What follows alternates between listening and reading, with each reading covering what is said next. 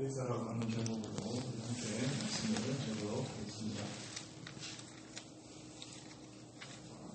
본문을 보시면 오늘의 본문은 세리였던 마태를 보시는 장면을 배경으로 우리 주님께서 하시는 말씀이 되겠습니다. 부름받은 마태는 그리스도를 자신의 집으로 모시게 되죠. 이 사실은 삽시간에 주변 모든 이웃들에게 알려지게 되고, 이로 인해 많은 세리들과 죄인들이 마태의 집에 몰려들 뿐만 아니라 심지어는 예수 그리스도와 함께 식사를 하는 그런 자리까지 마련하게 됩니다. 화기애애한 분위기 속에서 좋게 식사를 하고 있던 중에 이제 바리새인들이 등장을 하게 되는 것이죠. 이와 같은 사실을 눈뜨고는 도저히 볼 수 없는 정말 율법을 가지고 따지기를 좋아하는 이 바리새인들, 이 사실을 빙의로 예수 그리스도를 공격하기 시작합니다. 바리새인들이 보고 그의 제자들에게 이르되 어찌하여 너희 선생은 세리와 죄인들과 함께 잡수시느냐. 이와 같은 전체적인 배경 속에서 오늘의 말씀은 예수 그리스도가 이 땅에 오신 이유가 어디에 있는지, 그리고 누구를 위해 이 땅에 오시게 되었는지 뿐만 아니라 예수 그리스도 당신은 누구이신지 등등을 말해주는 그런 장면이 되겠습니다. 예수께서 들으시고 이르시되 건강한 자에게는 의사가 쓸데없고 병든 자에게라야 쓸데있느니라. 재활의학의 아버지요 유교로 폐하가 된 한국을 재건하는데 일조한 하워드 드러크라는 박사가 있습니다. 이분의 말에 의하면 현대의학은 크게 세 가지로 나누어진다고 말합니다. 예방의학, 치료의학, 재활의학입니다. 제가 전문가는 아니지만 그의 설명을 빌려서 말씀을 드리자면, 의학의 첫 번째 단계는 질병을 예방하는 역할을 하고요. 예방이 안 된 질병에 대해서는 두 번째 단계, 수술과 약물 등으로 치료를 하게 됩니다. 그럼에도 불구하고 치료가 부족한 환자에 대해서는 이제 장애인으로서 재활의학의 힘을 덧입게 되는데, 남아있는 기능을 최대한 살려서 재활을 시킨다고 합니다. 그런데 한번 보시면 성경의 이야기가 마치 이와 비슷한 듯 합니다. 성경은 후속사로 이루어져 있습니다. 창조, 타락, 후소, 그 다음에 새하늘과 새 땅이죠. 하나님께서 에덴 동산을 만드시고 우리의 조상 아담을 그곳에 두셨습니다. 생명나무와 선악을 알게 하는 나무를 두심으로 말미암아 죄를 짓지 않도록 철저하게 예방하시고 또 경계하셨죠. 그러나 아담은 하나님의 말씀을 거역하고 배반함으로 타락하게 됩니다. 이제 남은 것은 예방의학으로도 인류를 치료할 수 없습니다. 후속자가 오셔서 이 땅을 새롭게 치료하시고 회복하셔야 되는데, 이제 남은 것은 바로 치료의학과 재활의학만이 남아 있는 것이죠. 아담의 죄로 인하여 예방의학은 실패로 돌아가게 되고, 이제 남은 치료의학과 재활의학을 위해 주님께서 어떤 사역을 감당하시는지를 계속 살펴보기를 원합니다. 하워드 러스커 박사는 계속해서 이렇게 말합니다. 치료를 필요로 하고 재활 치료를 받아야 할 환자 중에는 당연히 신체적인 통증을 수반하는 경우들이 많이 나타난다고 하는데요. 그런데 이런 신체적인 통증에도 부정적인 측면만 있는 것이 아니라 긍정적인 측면도 있다고 합니다. 우리가 아프다는 통증을 느끼지 않는다면 우리는 병원에 가기도 전에 싸늘한 시신으로 죽음을 맞이할지도 모릅니다. 오히려 우리가 신체적인 통증의 도움을 받고 어디가 아픈지 인식하게 되므로 그 신호를 감지하게 될 때에 올바른 대처 능력과 그리고 방안들이 생기게 되는 것이죠.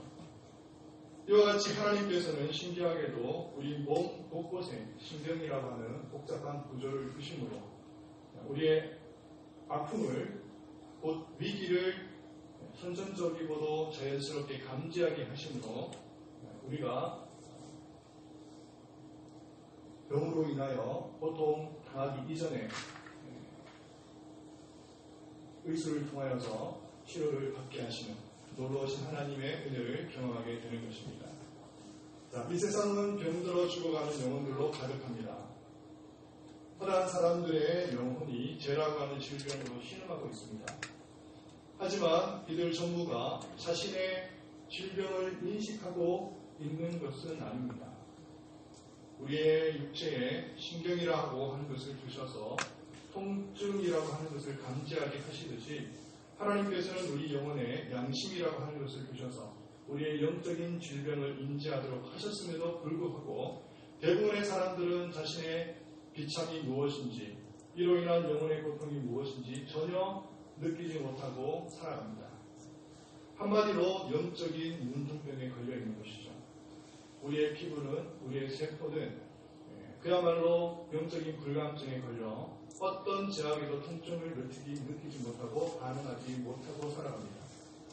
그리스도께서는 이 땅에 살아가는 병든 영혼들의 의사로 오셨습니다. 하지만 자신들이 병에 걸려 죽어가고 있다고 하는 사실조차도 모르는 교만하고 오만한 바리새인과 같은 사람들에게는 영혼의 의사는 그저 관심밖에 대수롭지 않은 그야말로 쓸모없는 그렇게 여겨지는 사람으로 취급됩니다. 자신의 상태가 매우 양호하고 사는데 별로 지장이 없다고 생각하는 사람들에게는 전혀 관심거리가 되지 않습니다. 그들은 예수 그리스도를 귀하게 여기지 않습니다. 높이 평가하지도 않습니다. 시쳇말로 발톱에 때만도 못하게 여깁니다. 마치 이런 것이죠. 근자에 우리 성도님들 가운데 병원 신세를 지시는 분이 꽤 계십니다만 평소에는 내가 건강할 때에는 의사 선생님의 존재감이 그렇게 크게 다가오지 않습니다. 별로 대단한 것처럼 여겨지지 않는 것이죠. 하지만 막상 질병에 걸려 보면 또 그 병이 크면 클수록 의사 선생님의 말은 한마디로 법이 됩니다. 자, 죽으라면 죽는 신용까지 하게 되는 것이죠. 그야말로 절대적인 존재로 급부상합니다. 이제 의사 선생님 밖에 보이지 않습니다. 그분 한마디에 그분의 처신에 따라서 내가 웃을 수도 있고 울 수도 있기 때문에 그분은 세상에서 둘도 없이 대단한 분으로 보이게 되는 것입니다. 건강한 자에게는 의사가 쓸데없고 병든 자에게라야 쓸데있느니라. 이처럼 자신의 죄를 깨닫고 경비해진 죄인들은 다릅니다. 이들은 자기 자신이 영적으로 병들어 있다는 사실을 너무나 잘 알고 있는 사람이기 때문에 그들은 그리스도를 천하보다 귀하게 여기고 진실로 그리스도를 필요로 합니다. 이들은 그리스도만이 자신의 유일한 의사가 되신다는 사실을 뼈저리게 인식하고 있기 때문에 오직 그리스도만 바라봅니다. 유일한 소망이 되십니다. 그리스도 외에는 나의 죄를 고칠 자가 없기 때문에 온전히 그분만을 바라보고 사모하게 되는 것입니다. 죄는 인간이 태어난 때로부터 영원에 존재하는 지독한 질병이죠. 성경이 말하는 죄는 하나님을 반대하는 것이며 하나님의 법을 어기는 것인데요. 아담이 죄의 공장을 가동한 이래로 인류는 그 공장에서 뿜어나오는 매캐한 죄의 어떻게 보면 그 매연으로 인해서 그야말로 심각하고 엄청난 비극적인 결과를 초래하게 되었습니다. 모든 것이 단절되고 모든 것이 끊어지고 모든 것이 찢겨지게 되는데요. 하나님의 관계가 끊겨집니다. 심지어는 내가 사랑하던 아름답게 여기던 자연과의 관계도 찢어집니다. 내가 그토록 사랑하던 이웃과의 관계도 단절됩니다. 심지어는 불과 분리의 나 자신과의 관계도 단절되고 찢어지게 되는 것입니다. 자신이 옳은 일을 하고 있는지 그릇된 행동을 하고 있는지 자신도 몰라요. 내가 나를 모르는 겁니다. 내가 오늘 저녁에 그 누군가와 약속을 했다고 한번 가정을 해보겠습니다. 내가 그 약속을 지킬 수 있는지 지킬 수 없는지조차 모릅니다. 은혜 잘 받고 돌아가는 길에 내가 죄를 지을지 죄를 짓지 않을지 나 자신도 몰라요. 이처럼 심지어 나 자신과의 관계로 단절되고 찢어지게 될 정도로 죄의 결과는 심히 심각한 상태에 이르렀다고 하는 것입니다. 주께서 말씀하십니다. 죄의 삭은 사망이라. 성경은 이것을 사망이라고 얘기합니다. 죽음이라고 얘기합니다.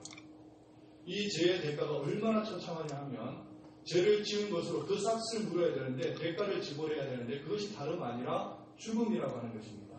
영원한 형벌입니다. 하나님 앞에서 우리가 받아야 될 영원한 하나님의 진노입니다.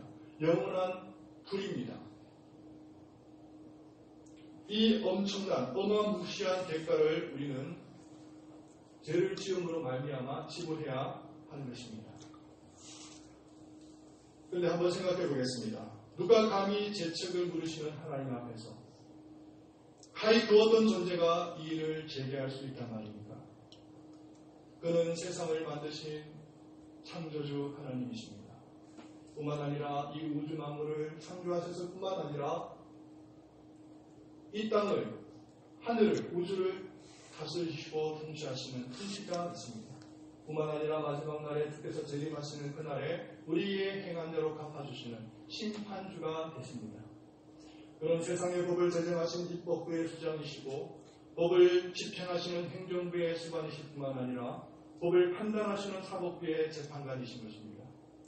하나님께서 그러하시다 하면 그런 것이고 하나님께서 그러하지 않다고 하면 그러하지 않은 것인데 이 죄책에 기인한 하나님의 존재는 가히 두렵고 무서운 것일 수밖에 없는 것인데 이 세상에서 받을 수 있는 비교하지 않은 그 어떤 고통도 고난도 다 모아둔다고 하더라도 하나님의 영원한 진노와 형벌과는 비교할 수 없는 것인데 어떻게 누가 감히 하나님 앞에서 관계를 둘 수 있다는 말입니까? 우리 주님께서 이 땅에 오셔서 이것을 고쳐주셨습니다. 이것을 치료하셨습니다. 영혼의 의원 되신 주님께서 이 땅에 오셔서 이 지긋지긋한 죄책을 책임지시고 감당해 주신 것입니다. 마땅히 받아야 할 하나님의 진노와 형벌로부터 우리의 영혼을 자유케 하신 것입니다. 그러므로 이제 그리스도 예수 안에 있는 자에게는 결코 정죄함이 없나니 영혼을 올가매고 가두고 있던 모든 어둠의 결박들은 제거되었습니다. 모든 정죄와 진노와 형벌은 주님으로 인해 완전히 제거된 것입니다. 그것이 원죄이든 자범죄이든 그 죄가 큰 것이든 적은 것이든 이 모든 죄의 책임에서 우리는 완전히 자유를 얻게 된 것입니다.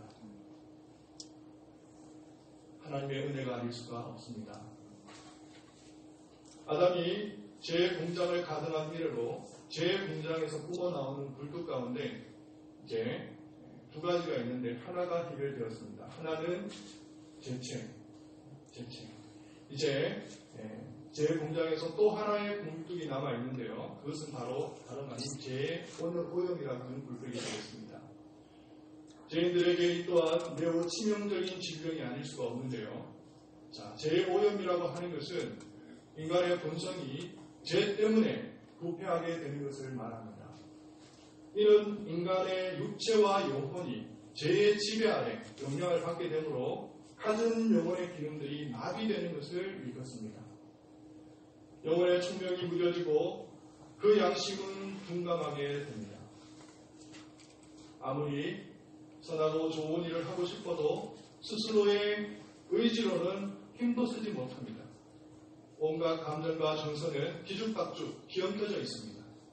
마치 술에 취한 사람이 본인은 바로 걷고 싶어도 옳은 길을 가고 싶어도 휘청휘청 비틀비틀 거리면서 제 길을 갈 수 없는 것처럼 우리가 아무리 바른 길을 가고 싶어도 옳은 일을 행하고 싶어도 우리의 모든 기능들이 마비되었기 때문에 선한 길로 우리는 갈 수가 없는 것이죠. 자전거를 생각해 보겠습니다. 앞으로 나가고 싶어요. 그러나 앞바퀴는 전적인 타락이라고 하는 바퀴가 장착되어 있습니다. 뒷바퀴는 전적인 무능이라고 하는 뒷바퀴가 장착이 되어 있습니다. 바퀴는 울퉁불퉁하고 바퀴살은 삐져져 나와 있습니다. 공기는 다 빠져 있고 도저히 굴러갈 수 없는 그야말로 낡아 빠진 망가져 있는 자전거로 우리가 어떻게 제길을 갈 수 있겠습니까? 자, 오늘 설교의 중간 부분까지 이르렀습니다. 조금 어렵죠? 네, 되게 어렵게 주제를 정했습니다. 자, 그럼에도 불구하고 여러분 이 길을 가야만 합니다. 네, 여러분들이 이런 설교에 조금은 익숙해질 필요가 있습니다. 여러분, 제가 영혼의 의사, 여러분 이런 주제를 가지고 설교 많이 들어보셨습니다. 이 영혼의 의사, 주께서 치료하셨습니다. 공사처럼 그렇게 외칠 수 있습니다. 그러나 그렇다고 해서 여러분들이 정말 성경이 얘기하고 있는 죄라고 하는 것이 무엇인지를 들어볼 수 있는 기회가 없지 않습니까? 하나님께서, 우리 주님께서 오셔서 치료하셨다는데 무엇을 치료했는지 아셔야 될 거 아닙니까? 자, 제 공장이 있다고 말씀을 드렸습니다. 자, 제가 여러분들이 이미지화 시키기 위해서 기억할 수 있도록 그림을 그려드린 겁니다. 굴뚝이 두 개 있습니다. 하나는 제 책이고 제 책임입니다. 하나는 제 오염입니다. 주님께서 오셔서 제 책임을 감당해 주셨습니다. 이것을 칭의라고 얘기합니다. 칭의, 우리를 의롭게 하심입니다. 자, 이제 제 오염을 주님께서 감당하십니다.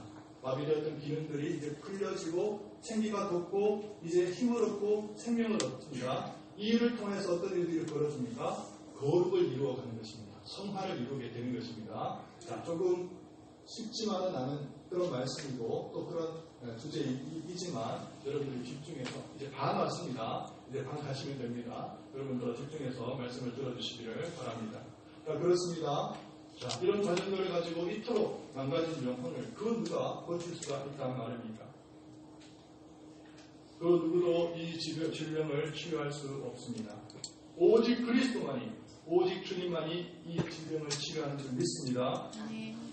오셔서 죄로 인하여 오염되어지고 마비되어지고 상실되어지고 왜곡된 우리의 심령들의 모든 기능들을 주님께서 되살리십니다. 먼저 우리의 시선을 만지십니다. 어두운 총명을 밝히시는 것이죠. 자, 그러자 우리의 이성이 깨어나고 거듭나게 되므로 하나님의 말씀이 이해가 되는 거예요. 하나님의 말씀이 들려지게 됩니다. 무슨 말씀을 하시는지, 무슨 뜻인지 알아가기 시작합니다. 그 말씀 속에서 그리스도가 보여지게 되고 그리스도를 봄으로 인해서 그 영광 가운데서 하나님을 우리가 마주하게 됩니다. 거듭나기 전에는 우리 이성이라고 하는 것으로 어떤 짓을 했는지 한번 여러분 돌이켜 한번 상기해 보실 수 있기를 원합니다. 우리 이성을 가지고 무엇 했습니까? 성경을 부정했죠. 우리 이성 가지고 성경은 도저히 합리적인 것이 아니라고 얘기하면서 난도질을 했죠. 재단을 해버렸습니다. 성경에 있는 모든 말씀들 곳곳을 우리가 헤집고 다니면서 이것은 있을 수 없어 부정하고 배척하고 거부했습니다.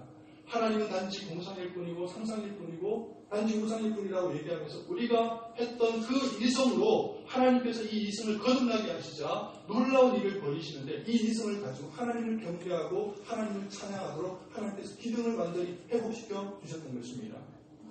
자, 이제 우리 주님께서 양심을 만지시기 시작하십니다.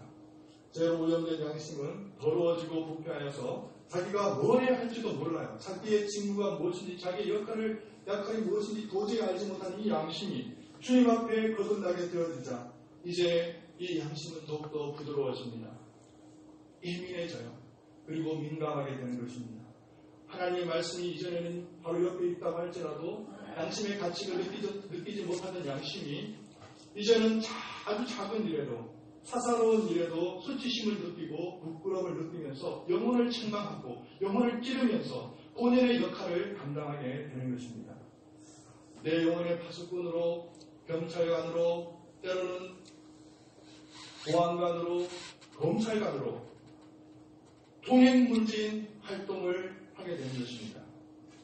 당시라도 안테나를 높이 세우고 레이더망을 넓게 펼쳐서 하나님 말씀에 비추어서 나의 깊은 신념까지도 살피고 점검하게 되는 역할을 이 양심이 감당하게 되는 것입니다. 다음으로 주님은 우리의 정서를 살리십니다. 뒤죽박죽 무질서하게 뒤엉켜져 있는 우리의 정서를 바로잡아서 제자리로 돌려주십니다. 그야말로 성경이 말하는 모든 정서가 살아나는 것이죠. 하나님을 하나님으로 마주할 때 생겨나는 그런 감정과 정서와 감동입니다. 하나님의 거룩하신 앞에 우리가 나아가게 될 때에 우리는 도저히 그분 앞에 나갈 수 없는 초라함과 나약함으로 그 부족함 속에서 하나님을 두려워하고 하나님을 때로는 너무나 힘들게 생각하는 나머지 그분 앞에서 슬픔과 수치와 거룩한 분노로 때로는 스스로를 자책하는 고통스러운 감정으로 하나님 앞에 나아가게 됩니다. 하나님의 그 강대하심 앞에 나아가게 될 때에 우리는 그분의 어미하심과 위험에 사로잡혀서 도저히 우리가 죽은 주님을 바라볼 수 없을 것 같은 그런 두려움 속에서 우리는 주님을 바라보게 되는 것이죠. 그분의 사랑하심 앞에서는 어떻습니까? 우리의 감정이 살아나서 그분을 사랑하게 되고 그분을 기뻐하게 되고 그분을 즐거워하게 되고 그분을 너무나 사모하게 되는 그 감정이 우리 신령 가운데 새롭게 거듭나게 되는 것입니다. 우리의 이성과 양심과 감정을 치료하신 주님은 이제 남아있는 의지마저도 치료하게 되시는데 전혀 말씀 앞에 꿈쩍도 않던 나의 의지가 움직이기 시작합니다. 굳은 마음이 봄눈 녹듯이 녹아내리면서 이제는 하나님의 말씀이 내 앞을 지나가도 내 옆을 지나가도 내 길을 때리고 내 심령을 강타하는 일이 있어도 전혀 반도 않던 의지가 이제 서서히 움직이기 시작합니다. 이전에는 있을 수 없는 일이었고 불가능한 일이었습니다. 하지만 주님께서 나의 의지를 치료하시게 되자 나의 의지는 자꾸만 하나님의 말씀 앞으로 끌려갑니다. 하나님의 뜻과 말씀에 순종하려는 성령을 가지게 되는 것이죠. 성경은 말씀합니다. 또 내 영혼을 너희 속에 두고 내 마음을 너희에게 주되 너희 육신에게 굳은 마음을 제거하고 부드러운 마음을 줄 것이요. 이제 이 모든 기둥이 제자리를 찾아 정의치를 회복하게 되는 것입니다. 이것이 성경이 말하는 자유요, 회복이요, 구원이요, 또한 치료인 것입니다. 건강한 자에게는 의사가 쓸데없고 병든 자에게라야 쓸데있느니라. 사랑하는 성도 여러분, 그리스도께 나아가십시다. 그리스도는 우리의 완전한 의사가 되십니다. 우리의 온전한 의원이 되십니다. 완벽하시고 선하시고 의원 중에 의원 되신 그리스도께 나아가십시다. 그분께서 고치시지 못할 제 병은 전혀 없습니다. 저는 그분의 손에서 실패를 맛보았다고 하는 사람을 여지껏 만나보지 못했습니다. 그 죄가 무엇이든 그 슬픔이 무엇이든 그들이 어떠한 재증을 가지고 그가 세상에서 가장 절망적인 자라고 할지라도 그 누구도 주님의 손에서 실패를 경험한 사람은 아무도 없습니다. 세상의 의사들은 실수와 무덤으로 병원의 빚들을 죽은 자들로 넘쳐나게 할 수 있을지 모르지만 그리스도께서는 당신께 자신을 맡긴 그 어느 누구도 망하게 하시는 법이 없었던 것입니다. 이제 말씀을 맺겠습니다. 앞으로 우리는 두 가지를 경계해야 될 줄 믿습니다. 하나는 스스로 자기 자신의 병을 고치려는 어리석은 행동입니다. 세상에는 아직도 영혼의 유일한 의사이신 그리스도를 제쳐두고 스스로의 힘과 지혜와 노력으로 자신의 병을 고치려는 수많은 사람들로 가득합니다. 그리스도의 피는 제쳐놓은 채 자신의 몸을 괴롭게 함으로 자신의 피로 자신의 영을 치료하려고 하는 것이죠. 그들은 마침내 언젠가 이 모든 수고가 헛되다는 것을 알게 될 것입니다. 우리는 이 일을 경계해야만 합니다. 또 하나는 죄를 미워하고 죄를 두려워하는 것입니다. 영혼의 의사이신 주님께서 우리의 영혼을 치료하시기 시작하면 제일 먼저 하시는 일이 이제껏 사랑하던 죄를 미워하도록 하십니다. 지금까지 즐기고 누려왔던 세상의 모든 종족들에 대해서 나가라고 명령하시는 것이죠. 그리하여 우리는 죄가 싫어지고 미워지고 취해지고 지긋지긋하게 여겨지는 것입니다. 우리가 성도입니까? 우리가 스스로 그렇게 부르고 있습니까? 그렇다면 죄를 두려워하십시오. 심판하시는 하나님을 두려워하십시오. 우리 영혼의 치료를 위해 십자가에서 혹독한 대가를 지불하신 주님을 두려워하십시오. 하나님의 율법을 두려워하십시오. 하나님의 율례와 규례를 두려워하십시오. 예수 그리스도의 상처기로 내 영혼의 상처기가 아물어졌다는 것을 기억하십시오. 그리 쉽게 제 길에 들어서지 않도록 노력하십시오. 동의하고 자복하고 애통하고 회개하기를 원합니다. 죄로 병들어 소망 없던 때를 기억하십시오. 그리고 우리가 어떻게 나음을 입었는지 생각하십시오. 그리스도와 우리 영혼에 다시 상처기를 내는 일을 결코 가볍게 여기지 마십시오. 사랑하는 성도 여러분, 죄라고 하는 것은 보여지는 죄가 있고 보이지 않는 죄가 있습니다. 보여지는 죄는 죄악으로 드러나는 것이고 보여지지 않는 것은 우리의 습성이고 우리의 성향인데 그것을 죄성이라고 얘기를 하죠. 목회자는 심지어 이 죄성마저도 꼬집어야 됩니다. 그런데 여러분, 주님께서 말씀하시고 정말 그것은 어린아이들도 이해할 수 있도록 너무나 쉽게 우리에게 가르쳐 주시고 또 기술해 주신 사랑하는 하나님의 율법의 말씀 10계명, 여러분 이 10계명마저도 두려워하지 않는 성도라면 어떻게 하나님 앞에서 거듭났다고 하나님 앞에서 치료를 받았다고 장담할 수가 있겠습니까? 나 외에 다른 신을 두지 말라고 얘기하고 그 어떤 것으로 우상을 삼지 말라고 얘기하고 안식일을 기억하여 거룩하게 지키라고 얘기하고 예배를 소중하게 여기라고 얘기한 하나님 말씀이 있음에도 불구하고 부모를 순종하고 하나님 아버지 앞에서 음란을 버리고 도둑질하지 말고 나의 것으로 여기지 말라고 그렇게 말씀하시는 표면적인 하나님의 말씀에도 두려워하지 않고 떨지 않는 우리라면 어떻게 하나님의 말씀 앞에서 우리가 치료를 받았다고 얘기를 할 수가 있겠습니까? 여러분 정말 제 죄를 하나님으로부터 치료받았습니까? 여러분 제 영혼이 지금 회복되고 있습니까? 그렇다면 성도답게 마땅히 살아야 될 줄 믿습니다. 죄를 두려워하는 것입니다. 하나님 아버지 앞에서 죄를 범하지 않도록 몸부림치는 것입니다. 내 죄 때문에 주님이 십자가에서 상처를 받으셨는데 그 상처 때문에 내 죄가 아물어졌는데 그 아물어지는 내가 나에게 분명히 새겨져 있다면 어떻게 이 양심으로 하나님을 다시 대적할 수가 있단 말입니까? 사랑하는 성도 여러분, 성도로서 마땅히 살아갈 수 있는 저와 여러분 되시기를 바랍니다. 기도하겠습니다. 사랑과 우리가 분성하신 하나님 아버지, 우리가 주님 앞에 있습니다. 전능하시고 강대하시고 거룩하시고 홀로 위대하시고 자중하시고 영화로우신 하나님 아버지 앞에 우리가 있습니다. 우리의 영혼을 치료하시기 위해서 그 영화로 오신 하나님 아버지 참으로 감사를 드립니다. 우리가 거듭나고 치료받고 회복되어진 성도로서 온전한 본분을 지킬 수 있도록 주님 은혜와 자비를 베풀어 주시옵소서. 거룩한 삶을 살게 하시고 또 때로는 실패하고 실수할지라도 넘어질지라도 다시 일어서서 거룩한 삶을 향하여서 본분을 칠 수 있는 우리 사랑하는 모든 성도님 될 수 있도록 은혜와 자비를 베풀어 주시옵소서. 주께서 선하게 인도하여 주실 줄 믿고 감사를 드리며 우리 주 예수 그리스도의 이름으로 기도를 드립니다. 아멘.